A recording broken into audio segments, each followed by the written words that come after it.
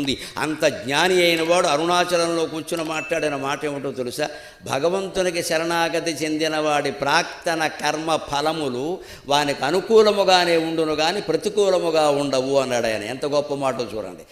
నిజంగా మనం నమ శివాయ, నమో నారాయణాయ, శ్రీమాత్రే నమః ఇలా ఏదో ఒక నామాన్ని నిరంతరం స్మరిస్తూ మనం శరణాగతి చెంది ఉండి నేను అనేదాన్ని మర్చిపోయే ప్రయత్నం చేస్తే అది ఎంత పుణ్యాన్ని మనకు కలిగిస్తుంది, ఎంత మనశ్శాంతిని ఇస్తుంది అంటే, ఒకవేళ పూర్వజన్మల్లో ఎక్కడో మనం ఏమైనా దోషాలు చేసి ఉన్నా వాటి ఫలితాలు మనకు అనుభవించాల్సిన అవసరం ఉన్నా అవి మనకు అనుకూలంగా మారిపోతాయి తప్ప ప్రతికూలంగా మారవు. అంటే ఒకవేళ ఏదైనా ప్రమాదం జరిగి ఇంట్లో మంచం మీద ఉండిపోవలసి వచ్చినా చివరికి మళ్ళీ సెలవు మానుకుని ఉద్యోగంలో చేరేనాటికి నువ్వు ఆ 3 నెలలు ఇక్కడ లేకపోవడమే మంచిదయ్యా బాబు, నువ్వు బతికి బయటపడ్డావు, ఎందుకంటే ఆఫీస్ మీద ఎవడో బాంబేశాడు అంటాడు ఎవడో వచ్చి.